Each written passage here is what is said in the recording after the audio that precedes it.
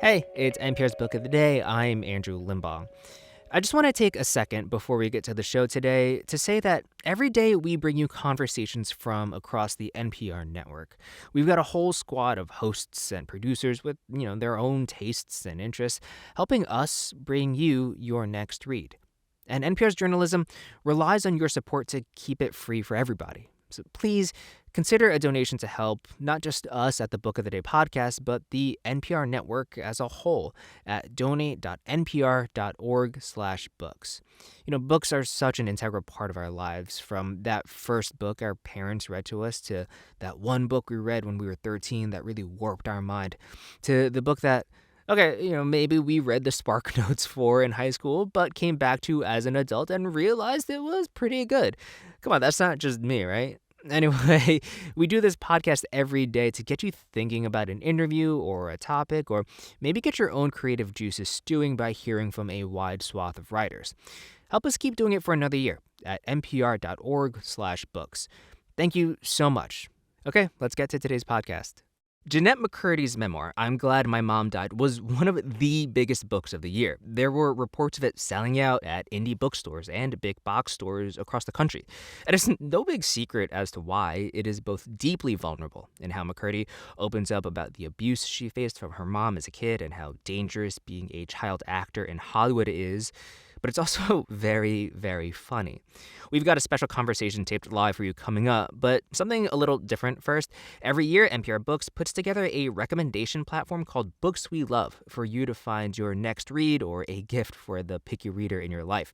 McCurdy's book is actually one of the 400-plus books on the platform, and I sat down with NPR's Juana Summers to talk about how it's a little different from other year-end book lists. Books. What is not to love? Well, to help us figure out which 2022 books they'd love to recommend, NPR's Books team brings us Books We Love. Andrew Limbong, who's the host of NPR's Book of the Day podcast, joins us now. Hi, Andrew.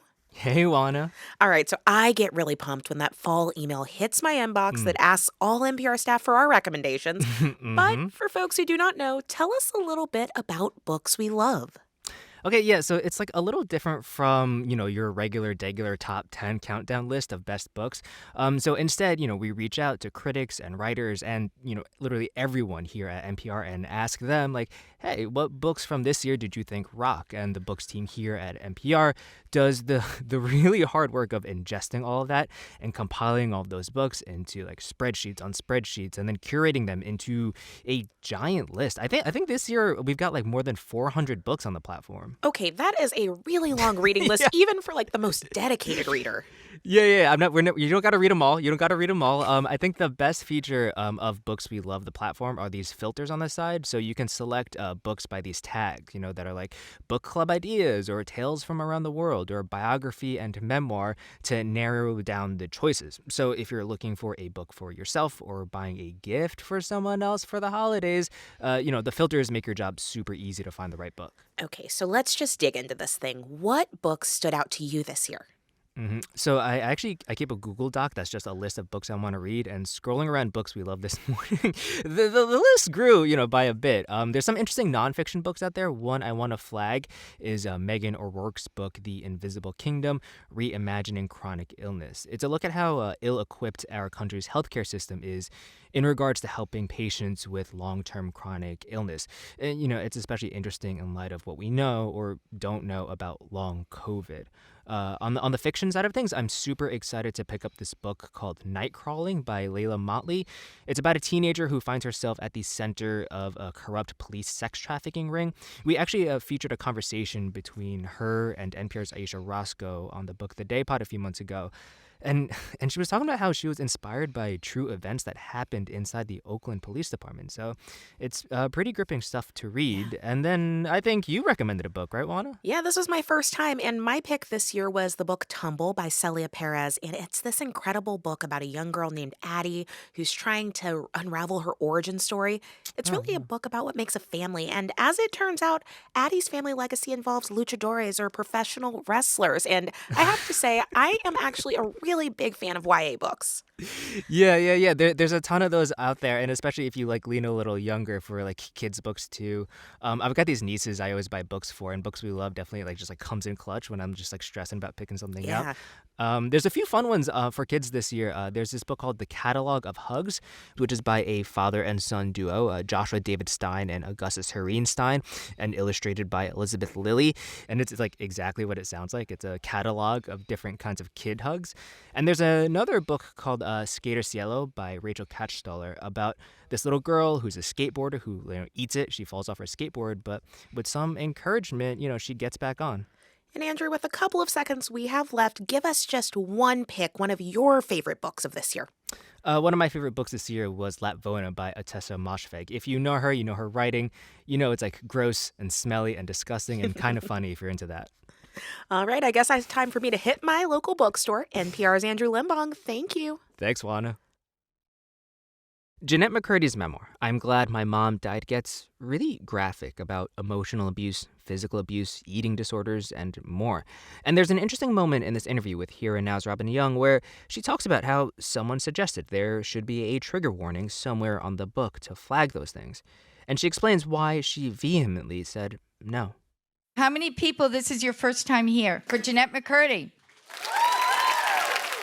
When I sat down at WBUR City Space recently with 30-year-old former child star Jennette McCurdy, whose mom died of cancer and whose wildly popular best-selling memoir is I'm Glad My Mom Died, I wanted to give her an opportunity to soften that title. It can be true because she's out of her misery, but it can also be ironic. You're trying to tell yourself that. I would say I mean it quite literally. I mean it quite literally. I am glad that she died. Harsh? Well, not to the fans who adored Jennette as Sam in the TV show iCarly and love her more now as they're learning from her memoir about her terrifying backstory, pushed by a monstrous stage mom into acting in Southern California and into dangerous bulimia. She and her brothers slept on mats in the living room because mom was also such a hoarder that their bedrooms were stuffed with useless things she bought with money they didn't have. At 35, her mom survived her first bout with cancer when Jennette was just 2. You write what the house felt like from then on. Can you recall that? Yeah, I write that it felt like a held breath. Waiting for the cancer to return, which mom threatened it would and which it did after 18 years. Waiting for mom's next eruption of rage over money, Jennette's competitors for roles. Waiting to eat, which Jennette didn't do for years because it would take her out of the coveted small child roles her mom wanted for her. Because Jennette says her purpose in life was to have the life her mom didn't. Right. She turned to me when I was 6 and said that she wanted me to be an actress because her parents would never let her be one, so she wanted me to be one. You want to make your mom happy, and so Exactly. off you go. And she could be charming. Yeah. For instance, when selling you at auditions, acting out how she thought you should be. It's kind of a cliche. Sure, yeah, for sure. She told me to do like big hands for like a Jello Jiggler's audition. Or there was like a laugh that I was supposed to do at an early audition, and she was like, do a nose wrinkle and go hee. And I did that, and it sounded terrible because it's not how I sound. Your dad works 2 jobs, Home Depot, Hollywood Video, but she just mocks and disparages him, comes at him with a knife. What did you see your job as? Regulating her emotions. I felt like, oh, nobody else in my family can read mom the same way. I can see when she's about to blow. I can see when she kind of squints a certain way at dad, and that means 2 hours from now, something's going to hit the fan. She's going to chase him with a knife. And so I felt like it was my job to keep her emotionally regulated. Plus, you loved her. Yeah. She homeschools you, further sealing this bubble. How did you feel as you got deeper into child acting? I hated it. I felt uncomfortable. Like I would pee like 15 times before I'd go in for an audition. And then, I would see some other kids who just seemed like born performers. They'd like all but tap dance in and be like, hello to the casting director. And I'm like, okay, that's totally not me. I'd, be like, my lips would be shaking. I'd be like, I'm Jennette McCurdy. I'm 9 years old. Like I was not a natural fit. There's one day when you just don't want to be Emily, I think it was, in a part that you had, and your mother loses it, and she's driving the car. The funny thing about being a child is you don't realize that the environment that you're in is abusive or dysfunctional. So you just think like, oh, it's my job to get mom off the freeway safe. I'll do the part. Right. I'll be the actress. And then you start growing up. You start to feel your body change. You ask her how to stop the boobies. She shares a secret with you. Yes, she said, there is this thing. It's called calorie restriction. And that was, it was the literal day that she taught me calorie restriction. It's like crystal clear in my mind. This thing that we did together, that we were like partners in crime. It felt like a thing that she was doing for my benefit. I just suppressed all of the doubts about what her motivations were because I felt like I needed to, preserve the idea of her helping me and being my best friend. Right. And what were some of the things you did? She would measure my thighs with measuring tape. I would weigh myself 5 times a day. What do you think it was? Do you think your mom was sick? What do you think it was? It's some combination of narcissistic personality disorder, borderline personality disorder, and bipolar disorder. Every other day when she would get in one of those really intense fights, my dad or my grandfather would say, Deb, you need help. She would say, I don't need help. You need help. And I'm going to stab you with a kitchen knife. Right. Both at once. Yeah. You get the part for iCarly. You're thinking what? Mom's going to be happy. Mom's dream finally came true. Fame, but that wasn't a good part for you. Right. Like, frankly, I think it's not appropriate for children. I think until somebody's psychologically developed, they should not be allowed to go anywhere near Hollywood. Everybody around you is saying, oh, I'm your best friend. Oh, I'm your manager. Oh, it's like you're all making money off of a child. Well, and what a dysfunctional set. You write about the person you call the creator. Yes. Dan Schneider. The creator. The creator of iCarly. There was an investigation, and it found that he had been abusive, verbally abusive. I was in a lot of sort of toxic and chaotic, dysfunctional environments that I didn't recognize as such because I'd been used to that at home. Well, wildly dysfunctional. That's how your relationship with your mom is getting because you start dating a much older guy. I think he's 32, you're 18. And you don't even know what you're doing. Things come out of body parts you don't even know. Right? That's abuse. I didn't know what was. You're feeling a natural teenage desire to pull away from your mom, and her cancer comes back. Yeah. You get your own apartment, but she moves in, clinging to you all night. You're trying to carry on this relationship with Bad Joe. And at one point you lie. You say you're going to Miranda's. Your mother figures it out. She writes you. Do you mind? No, sure. Dear Nat, I'm so disappointed in you. You used to be my perfect little angel, but now you're nothing more than a little slut, Caps. A floozy, all used up. And to think you wasted on that hideous ogre of a man. Well, I kind of agree. Add this to the list of things you are. Liar, conniving, evil. You look pudgier, too. It's clear you're eating your guilt. And then down at the bottom, P.S. Send money for a new fridge. Ours broke. I recognized how funny it is that she could just go from being like, you're a slut, you're a floozy. P.S. Send money for a new fridge, please. Thank you. Like, that was her. She wrote a letter to your fans because she's going to steal your fans now. Her favorite line was, I'm going to start a Vine. I'll have fans too. She loved saying that. She never started a Vine. We are laughing. What happens to you now when you are reminded of these? It's slightly uncomfortable. If I were talking to one of my brothers who also received many an email like that, I'm sure we would both be more emotional and have a moment together. Well, she dies. You spiral out. You're now on the show Sam and Cat. You're binging and purging, and you don't spare us. Chunks running down your arm, chunks all over your face. Why? Why did you want it to be that graphic? Oh, I'm so glad you're asking this. I have not really gotten a chance to speak about this element, and I feel like it's quite important. Somebody had pitched the idea, like, should we have a trigger warning on the cover or inside the book, like somewhere? And I very, very strongly felt no, because my eating disorder therapist told me sometimes the most helpful, I'm butchering it, but like sometimes the best way to learn is through facing those triggers, from sitting with that discomfort. It changed my life hearing that. I would not have recovered if I would have just constantly been avoiding triggers.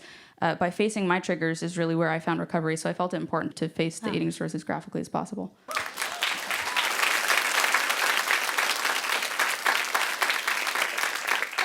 You go to another therapist first. The therapist suggests that your mother was abusive, and you can't go there yet. I couldn't take her down off the pedestal that I needed her to be on, because it would mean reorienting my entire life. The lens that I had was my mom knows best. Every decision I made was through the filter of, like, what would mom want? what I wore, what I was or wasn't eating. Everything was, what does my mom want? And so accepting that she was abusive would mean figuring out who I was, what I wanted. That was something I wasn't ready to face. We haven't even mentioned your mom was dressing you, physically dressing you when you were into your teens. Yeah. She was showering you Yes. till you were 16. Have you been able to recover what that was about? I don't know still. She would say she was doing sort of, exams to check for cancer. I was very uncomfortable. Boundaries were violated. And I absolutely did not know how to set a boundary with her because I was conditioned to believe that boundaries were a betrayal of a person. I wondered if it was part of her just keeping you an infant.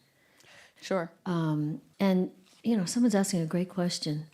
Is there something you would say now to your child's self?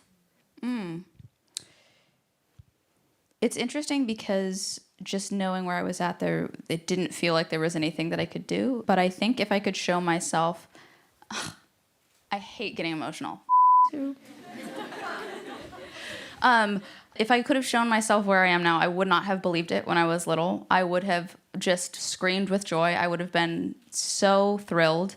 And I think I would have had really something to believe in, a really much needed dose of hope and optimism. I'm thriving. I'm up here thriving.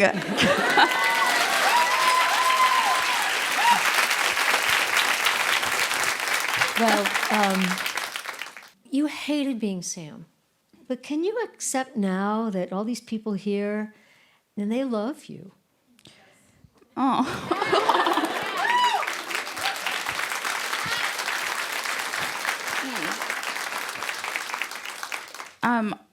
I guess to that, I just want to say thank you guys so much. Like, truly, yeah, I did feel to have something that was that painful and shameful and uncomfortable be so validated so widely was complex.